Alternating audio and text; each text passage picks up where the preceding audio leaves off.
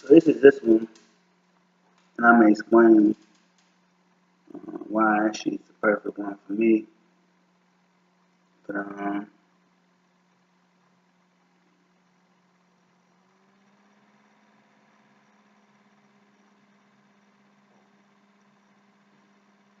here it goes.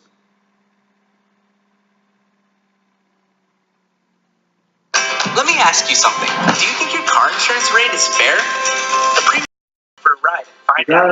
Download the app today.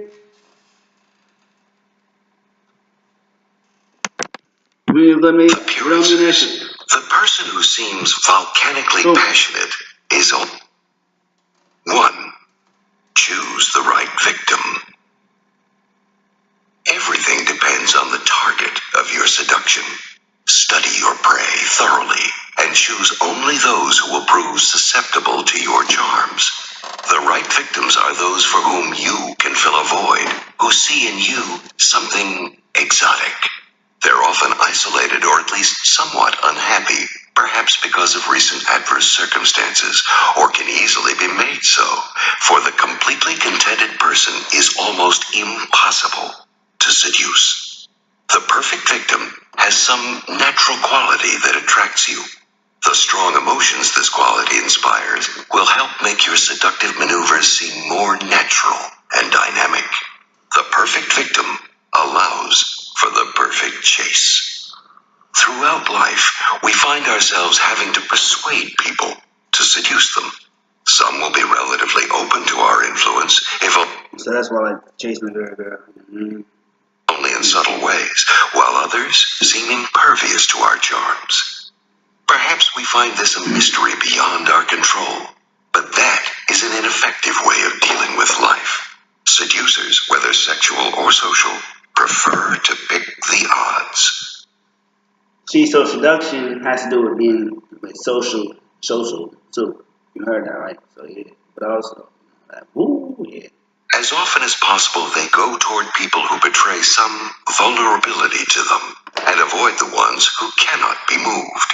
To leave people who are inaccessible to you alone is a wise path. You can't seduce everyone. Like that? On the other hand, you must actively hunt out the prey that responds the right way.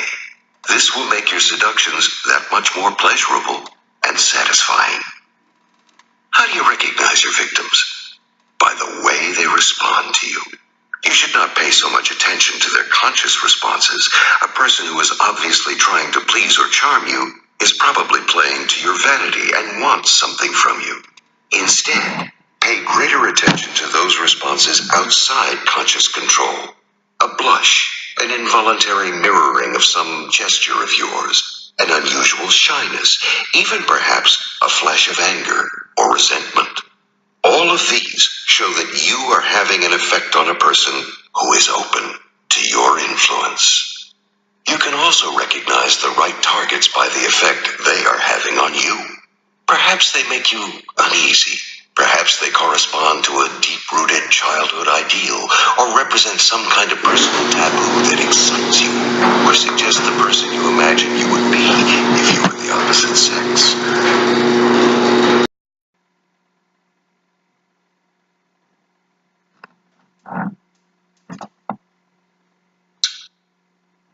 When a person has such a deep effect on you, it transforms all of your subsequent maneuvers.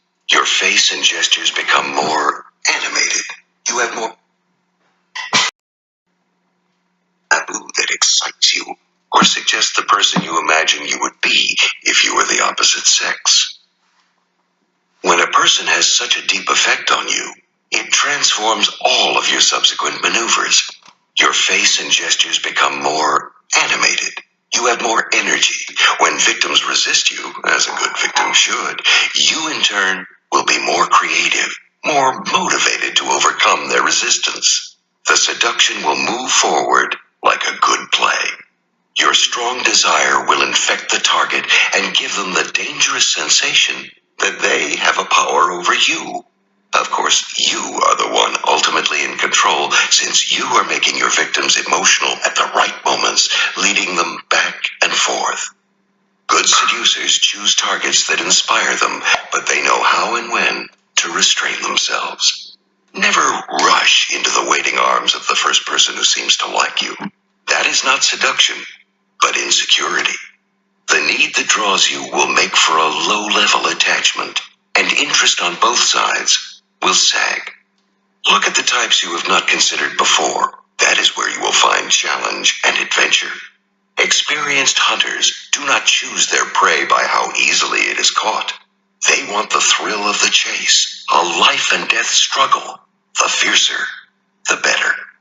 Although the victim who is perfect for you depends on you, certain types lend themselves to a more satisfying seduction. Casanova liked young women who were unhappy or had suffered a recent misfortune. Such women appealed to his desire to play the savior, but it also responded to necessity. Happy people are much harder to seduce. Their contentment makes them inaccessible. It is always easier to fish in troubled waters. Also, an air of sadness is itself quite seductive. Genji, the hero of the Japanese novel The Tale of Genji, could not resist a woman with a melancholic air. In Kierkegaard's book, The Seducer's Diary, the narrator, Johannes, has one main requirement in his victim. She must have imagination. That is why he chooses a woman who lives in a fantasy world, a woman who will envelop his every gesture in poetry, imagining far more than is there. Just as it is hard to seduce a person who is happy, it is hard to seduce a person who has no imagination. For women, the manly man is often the perfect victim.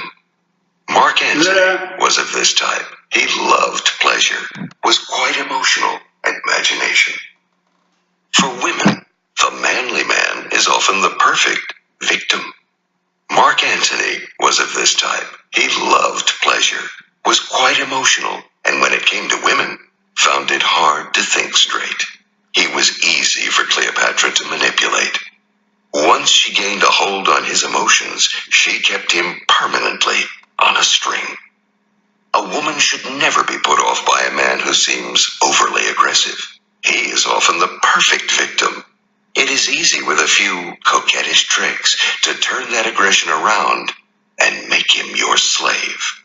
Such men actually enjoy being made to chase after a woman. Be careful with appearances. The person who seems volcanically passionate is often hiding insecurity and self-involvement. This was what most men failed to perceive in the 19th century courtesan, Lola Montez. She seemed so dramatic, so exciting. In fact, she was a troubled, self-obsessed woman, but by the time men discovered this, it was too late. They had become involved with her and could not extricate themselves without months of drama and torture. People who are outwardly distant or shy are often better targets than extroverts. They are dying to be drawn out. That's a major key right there. That's a major key. It's a key point. I mean, that's a major key. That's a major key. Shout out to Cali. I mean, before that's a major key.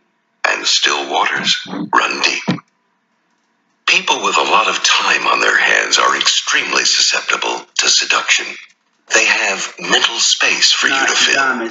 Tulia d'Aragona, the infamous 16th century Italian courtesan, preferred young men as her victims. Besides the physical reason for such a preference, they were more idle than working men with careers. On the other hand, you should generally avoid people who are preoccupied with business or work. Seduction demands attention, and busy people have too little space in their minds for you to occupy.